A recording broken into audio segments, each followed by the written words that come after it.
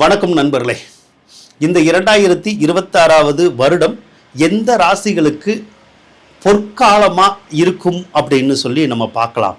பொற்காலம் அப்படின்னா என்னது? நம்மளுடைய வாழ்க்கையிலேயே இதுவரைக்கும் அனுபவிக்காத நல்ல விஷயங்களை அனுபவிக்கிறது. வாழ்க்கையில் இந்த காலம் ஒரு அருமையான காலம் அப்படின்னு நம்ம சொல்கிறோம் இல்லையா? அதைத்தான் நம்ம பொற்காலம் அப்படின்னு சொல்லுவோம். ஏன்னா இந்த காலத்தில் தான் மகிழ்ச்சியான சம்பவங்கள் நிறைய நடக்கும். எதிர்பாராத நன்மைகள் கிடைக்கும். நிறைய பொருளாதார வசதிகள், மிகப்பெரிய வசதி வாய்ப்புகள் கிடைக்கிறது.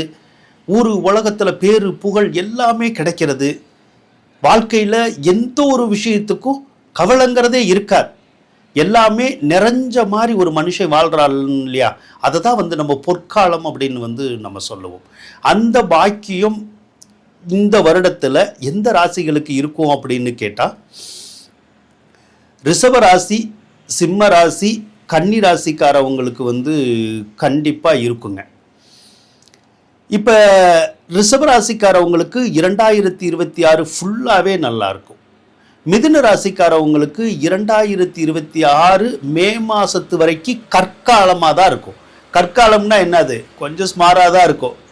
ஆனால் மே மாதத்துக்கு அப்புறம் கண்டிப்பாக அது ஒரு கோல்டன் பீரியடாக இருக்குங்க.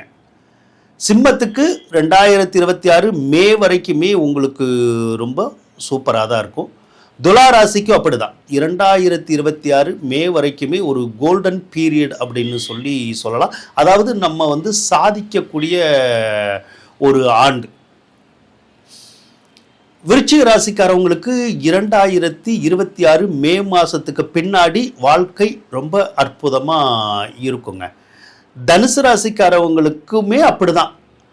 அந்த குரு மே மாதத்துக்கு பின்னாடி 8வது ராசிக்கு போகும். 8வது ராசிக்கு போனாலும் கவலைப்படணுங்கிறது இல்லை.